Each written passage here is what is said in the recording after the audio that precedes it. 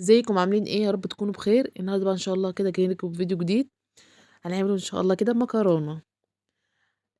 اول حاجه هنعمل مكرونه بطريقه المحلات. بيبقى طعمها حلو قوي بره. بنقول ايه الفرق بين المكرونه بتاع البيت والمكرونه بتاع المحلات؟ فالسر بقى في ايه بقى؟ اول حاجه بنجيب الطماطم نغسلها كويس، ولازم تكون حمرا. خلي بالك لما تكون حمرا بتخلي المكرونه معاكي جميله. وقطعيها زي ما انت بقى شايفاها كده. وقتي بصلايه حلوه وقطعيها، اغسلها كويس وقطعيها. وفصين 3 توم او 4 زي ما تحبي. وطّي عليها النار وشوية ملح، معلقة ملح وحطيها ووطّي عليها النار، وسيبيها بقى تعمل مع نفسها، تنزّل مَيّتها براحتها وتستوي مع نفسها. كل شوية بُصّي عليه لحد ما تستوي خالص، وبعد كده سيبيها تبرد واضربيها في الخلاط. زي ما أنتم بقى شايفين كده، كنت باورّي لكم كل شوية مرحلة السوا بتاعتها. دلوقتي بقى قُلت هاعمل شوية سلطة عقبال ما الطماطم تبرد شوية واسلق المكرونة، لإن عايزاها سخنة وتبقى كل حاجة جاهزة بحيث أنزّل المكرونة تبقى سخنة على طول على الأكل. دلوقتي بقى ممكن تعملي السلطة طرنشات زي ما تحبي، بس شيلي قلب الطماطماية بحيث ما ينزّلش مَيّة.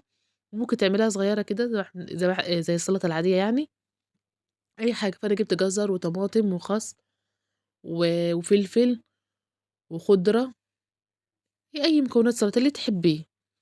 أنا يعني أكتر السلطة دي باحبها أوي، وباحب فيها الخس والخضرة والخيار، بتبقى جميلة، بيبقى طعمها حلو يعني.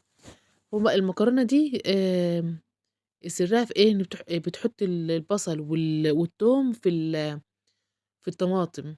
الطماطم بقى بتشرب من البصل والتوم، كأنِك حاطة نكهة توم وبصل، بس ما بتبقاش ظاهرة ريحتها كده زي كأنِك محمّرة توم، لأ، بتبقى طعمها مختلف خالص. جرّبوها وشوفوا قولوا إيه رأيكم.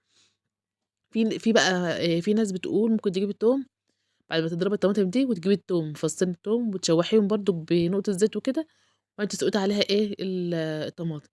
أنا ما باحبش الصراحة المكرونة فيها ريحة التوم. بصل ممكن، أمّا ريحة توم لأ. ممكن أنا عندي أحط البصل والتوم في الطماطم أحسن من ما أشوّحه. وقوم بقى جبت المَيّة مغلية وسلقت المكرونة نُص سليق. عامةً المكرونة دي بتاخد سليق ياما. فاقوم إيه بقى كده زي ما أنتم شايفين، جبت معلقتين سمنة. ممكن زي ما قُلت لِك كده ممكن تشوّحي فصين توم لو أنتِ بتحبي المكرونة فيها ريحة التوم، زي ما تحبي. جبت معلقتين سمنة كده أهو، ممكن تعمليها بزيت زيتون، ممكن تعمليها بزيت عادي، أي حاجة اللي تحبيه. وممكن تشوّحي فصين توم وتحطي عليها الصلصة، غير التوم اللي فيها برضه. وبقى كده زي ما أنتم شايفين، جبت بقى شوية بهارات مشكّلة، فلفل أسمر، شوية شطة، ملح. طبعًا حاطين ملح قبل كده، حطيت ذرة ملح صغيّرة، ممكن ما تحطيش ملح عشان ما تبقاش حادقة. ماشي. دلوقتي بقى كان عندي حتتين بانيه في التلاجة طلّعتهم.